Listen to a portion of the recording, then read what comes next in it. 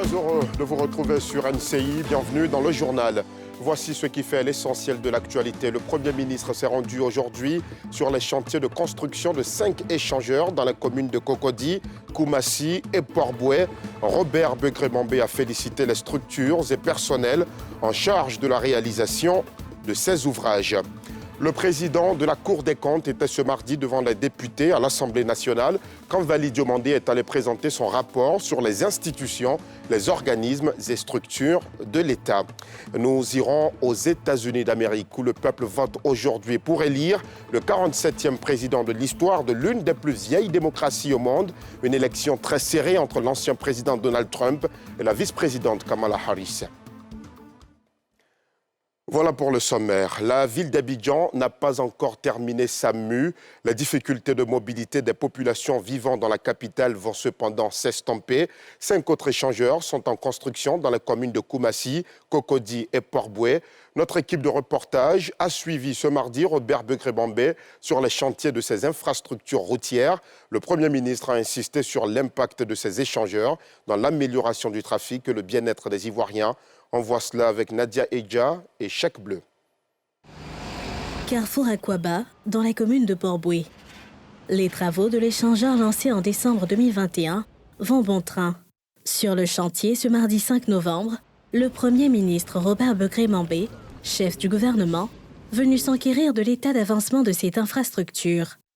Après la visite de cet ouvrage clé, Robert Begré-Mambé a mis le cap sur un autre échangeur en construction et non moins important, celui du Grand Carrefour de Koumassi.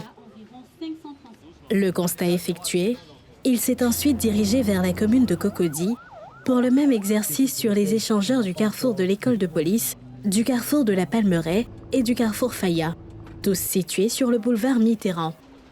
Au terme de cette visite qui a duré environ 2 heures, le Premier ministre a annoncé les dates de livraison. Le premier chantier à Aquaba va finir au mois de décembre, janvier, au plus tard. Ce chantier sera livré à la population. Le deuxième chantier à Koumassi va finir au plus tard, au mois d'août 2025, mais peut-être même avant. Le troisième groupe de chantiers que nous venons de visiter sont les échangeurs de l'école de police, l'échangeur de Palmeraie, l'échangeur de Faya. Ici, le dernier chantier va finir en mars 2026. Il y en a qui vont finir en avril 2025. Si la fin de ces travaux est synonyme d'une meilleure circulation pour les populations, ces infrastructures sont aussi un véritable accélérateur de l'activité économique. La préoccupation du président, c'est d'offrir des infrastructures parce que la force d'un pays, la bonne santé d'une économie repose aussi essentiellement sur la qualité des infrastructures qui donnent des perspectives d'investissement aux entreprises. S'il n'y a pas de bonnes infrastructures, les entreprises ne viennent pas. En plus de ces bénéfices, la réalisation des infrastructures routières constitue une opportunité d'emploi pour les jeunes Ivoiriens, invités par le chef du gouvernement à s'approprier le domaine du génie civil. Environ 80% de locaux, dont 30% de femmes, interviennent sur la construction de ces 5 échangeurs, dont le coût s'élève à plus de 145 milliards de francs CFA, hors taxes. Mais en attendant la fin de ces travaux, vous allez devoir subir encore quelques embouteillages ça et là. Dans la commune de Cocody, c'est même une coupure d'eau qui s'invite ce mercredi 6 novembre dans les ménages. Et pour cause, des travaux de construction des échangeurs sur le boulevard Kofi Gado entraîneront des perturbations. Voyons cela avec Pierre Dipomela. 3 échangeurs sont simultanément en construction sur le boulevard Germain Kofi Gado. Le premier à l'École nationale de police, le deuxième à la Palmeraie et le troisième au carrefour Faya. Ces grands chantiers ne seront pas sans incident sur les ménages dans une bonne partie de la commune de Cocody.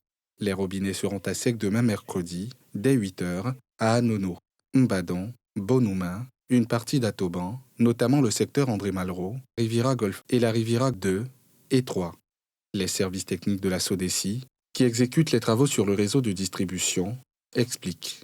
Le projet consiste à déplacer les conduits d'eau potable dans l'emprise des travaux des 3 échangeurs de Cocody. À ce stade, nous avons déplacé toutes les conduites sur environ 2 km 600.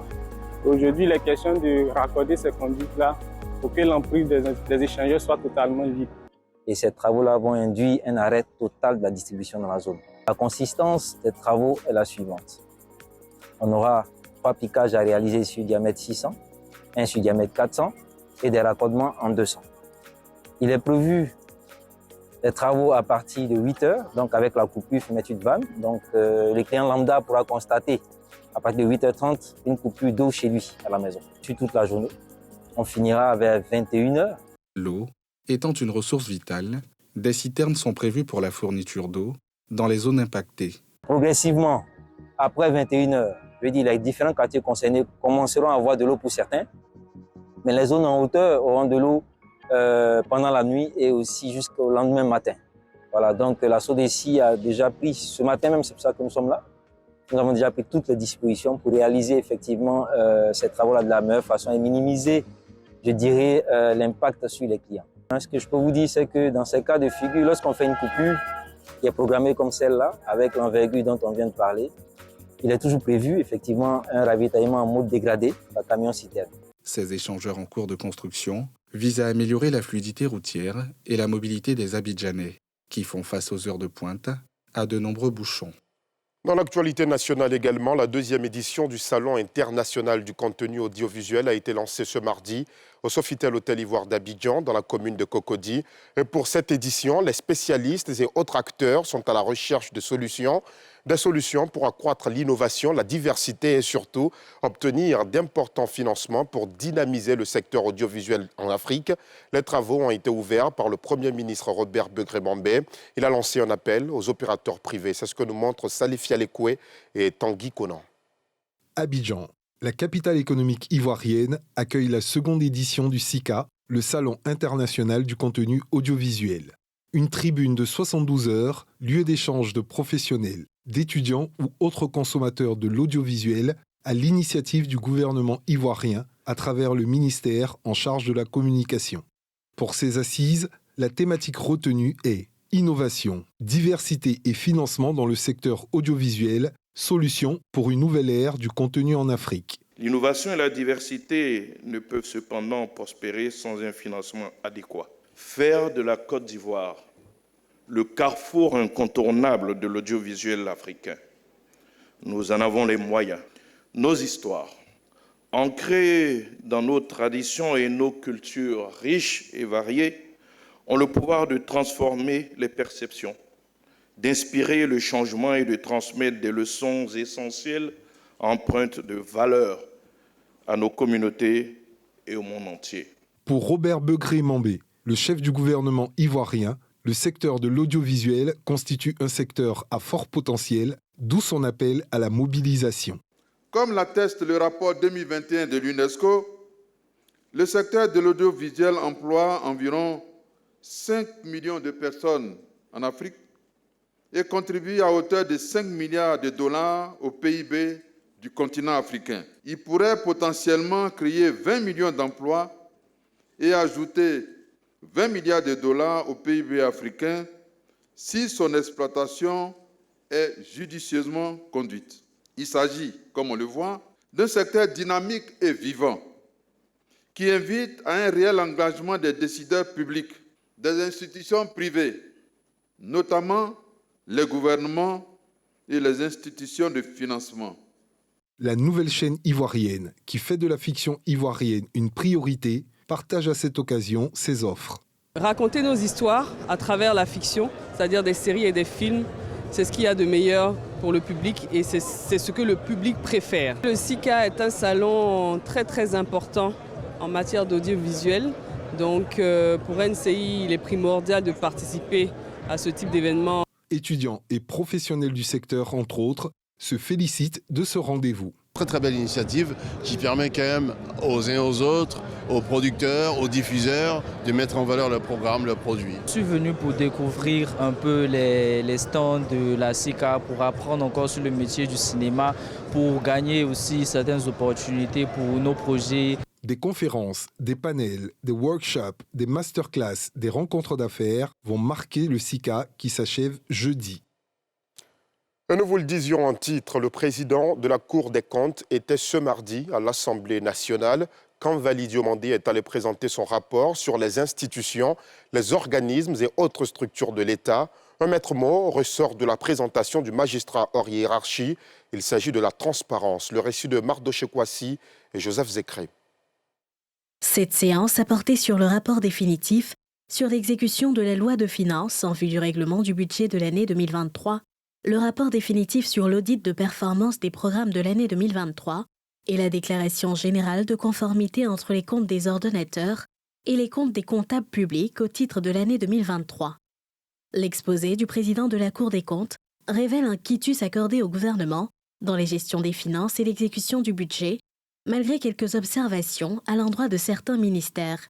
Sur la base de nos contrôles et au vu des réponses que le gouvernement nous a données, nous avons donné le quitus au gouvernement et c'est pour ça que nous avons signé la déclaration générale de conformité entre les comptes des ordonnateurs et les comptes des comptables publics au titre de l'année 2023. La Cour a demandé des éclaircissements aux ministères concernés en leur rappelant les règles et les anomalies constatées et en formulant des recommandations le cas échéant. Au terme des échanges qui ont fait suite à la communication du président de la Cour des comptes, les députés présents ont marqué leur satisfaction quant au travail abattu par les magistrats de la Cour des comptes. La présentation a été claire. Nous sommes heureux. Nous avons souhaité qu'il y ait une formation, un atelier de formation pour un renforcement, parce que ce n'est pas courant. Toutes les faiblesses ont été clairement mises en évidence par la Cour des comptes et le président de la Cour des comptes a joué son rôle avec ses magistrats d'une analyse approfondie, détaillée des comptes. Et il nous appartient, en tant que députés, dans les rencontres avec les ministres, dans le gouvernement, d'aller plus dans le détail et de pouvoir vraiment poser les questions adéquates à chaque ministère, à chaque responsable de programme, en nous appuyant évidemment sur le rapport de la Cour des comptes. Nous sommes heureux parce que nous avons par la même occasion un outil de formation, un outil de performance qui nous permet d'être plus efficaces dans l'analyse du budget qui va arriver bientôt pour examen. La Cour des comptes est une juridiction administrative chargée principalement de juger la régularité des comptes publics, contrôler l'usage des fonds publics par les ordonnateurs, les entreprises publiques, la sécurité sociale, les organismes privés bénéficiant d'une aide de l'État ou faisant appel à la générosité du public, d'informer le Parlement, le gouvernement et l'opinion publique sur la régularité des comptes. Elle se charge aussi de vérifier les comptes des hommes du gouvernement, des maires, des préfets et surtout du président de la République en vue d'assurer la transparence.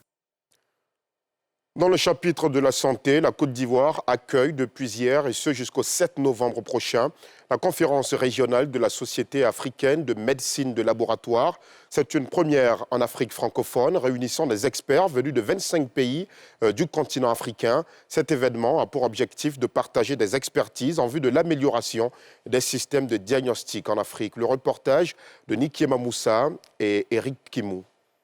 Pour cette édition de la conférence régionale de la Société africaine de médecine de laboratoire, ce sont 350 délégués venus de 25 pays africains qui prennent part aux travaux du 4 au 7 novembre. C'est un forum qui permet de rassembler tous les experts pour échanger, premièrement, des idées, pour passer en revue le progrès du travail qui a été fait jusqu'ici, pour aussi parler des défis que nous rencontrons chacun pour sa part, et puis trouver des solutions en se basant sur les résolutions qui existent déjà. Donc nous voulons nous assurer que nous sommes là pour d'abord deux raisons majeures. Mettre en avant d'abord, faire en sorte qu'on puisse savoir ce que c'est que tout ce qui est diagnostic. Deuxième raison, mettre en avant l'importance des services de laboratoire. C'est pourquoi nous apportons ici des experts, des scientifiques, afin qu'ils puissent changer l'accès, n'est-ce pas, au laboratoire en Afrique. Et puis comment est-ce que les pays à faible revenu puissent aussi avoir accès à ces laboratoires. Trouver des solutions par rapport aux problèmes auxquels nous sommes confrontés, notamment le VIH, notamment la tuberculose, notamment la variole du singe et aussi l'Ebola. Donc c'est pourquoi nous avons rassemblé des esprits éclairés en Afrique, en plus de nos partenaires. Sur le pays hôte, la vision est claire, garantir l'accessibilité et l'efficacité du diagnostic à chaque niveau du système de santé. Ce sont des experts qui se réunissent ici, dans notre pays, pour réfléchir sur les différents enjeux au niveau de la biologie médicale, pour développer le laboratoire, pour qu'à terme, les diagnostics puissent être posés avec certitude, pour que les malades soient pris en charge correctement. Les résultats attendus de la Convention incluent la reconnaissance appropriée des services de laboratoire dans la planification nationale, une feuille de route pour l'expansion des diagnostics alignés sur les normes internationales de santé, le renforcement des partenaires intersectoriels, des recommandations politiques et des perspectives d'action durable pour les solutions de diagnostic en Afrique. Les agents des collectivités locales de Côte d'Ivoire envisagent d'entrer en grève les 12, 13 et 14 novembre prochains. Les 8 syndicats réunis au sein de la plateforme des syndicats nationaux des collectivités territoriales et l'intersyndicale des agents des collectivités territoriales étaient devant la presse ce lundi. Cela pour dévoiler les dessous de ce débrayage annoncé. Le récit de Mardoché Kwasi et Fulgence Kissiedou. Devant les hommes et femmes de médias et quelques leaders de syndicats présents, le porte-parole de la plateforme des syndicats nationaux des collectivités territoriales et l'intersyndicale des agents des collectivités territoriales est revenu sur les raisons qui ont motivé ce préavis de grève qui, si rien n'est fait, sera mis en exécution du 12 au 14 novembre prochain.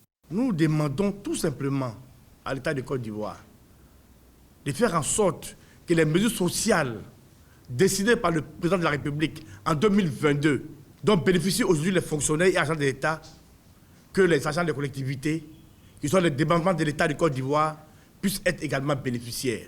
Et nous le demandons sur quelle base? Nous le demandons sur la base de l'article 11 de la loi de 2002, portant statut des collectivités territoriales de Côte d'Ivoire. Nous le demandons sur la base de jurisprudence qui a existé en Côte d'Ivoire en 1993, en 1999. Quand il s'agit d'accorder des avantages sociaux aux fonctionnaires et agents de l'État, nous avons été concernés. La loi n'a pas changé, les textes n'ont pas changé. Donc il n'y a pas de raison qu'en 2024, les fonctionnaires soient bénéficiaires et nous non.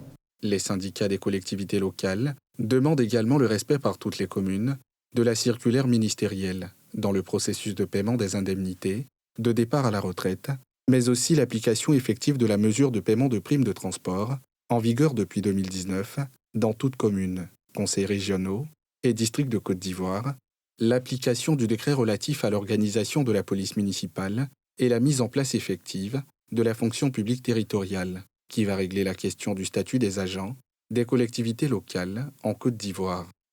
Du côté du ministère de l'Intérieur et de la Sécurité, on invite les agents des collectivités territoriales à porter leurs revendications aux maires, aux présidents des conseils régionaux et aux gouverneurs des districts autonomes, qui sont leurs employeurs. Toutefois, les leaders des syndicats sont invités à privilégier le dialogue dans le cadre du comité conjoint de concertation sur la mise en œuvre de la décentralisation. Ce sera, quoi qu'il arrive, un résultat historique. L'Amérique décide ce mardi 5 novembre 2024 qui de Kamala Harris ou de Donald Trump entrera à la Maison-Blanche. Le verdict est attendu ce mercredi au terme de cette campagne d'une tension inouïe et indécise jusqu'à la dernière minute. Le récit de Cheikh Raïs Ouedraogo. Les Américains votent aujourd'hui pour élire le 47e président du pays, successeur de Joe Biden. Une élection qui s'annonce tendue, avec ce duel serré entre Donald Trump et Kamala Harris, dans un scrutin indirect où les électeurs choisissent des grands électeurs, ces derniers, à leur tour, désignent le président. Trump et Harris incarnent deux visions diamétralement opposées. Le premier défend un nationalisme économique, avec des politiques protectionnistes et des réductions d'impôts pour stimuler la croissance et un contrôle strict de l'immigration. En politique étrangère, il mise sur des relations bilatérales et privilégie l'approche « l'Amérique d'abord », souvent au détriment des alliances multilatérales. Harris, quant à elle, prône un capitalisme libéral axé sur la justice sociale, avec des politiques progressistes en matière de santé, d'éducation et de climat. Elle privilégie le multilatéralisme et le renforcement des alliances. L'issue de cette élection aura certainement des conséquences majeures pour les relations internationales, y compris celles avec l'Afrique. Plus de 80 millions d'électeurs ont déjà voté par anticipation ou par correspondance. Reste à voir si le dépouillement durera quelques heures ou s'étendra sur plusieurs jours pour départager la vice-présidente démocrate de 60 ans, Kamala Harris, et l'ancien président républicain de 78 ans, Donald Trump. Les sondages placent les deux candidats au coude à coude dans les 7 États décisifs, ceux qui apporteront les 270 grands électeurs nécessaires pour remporter la victoire.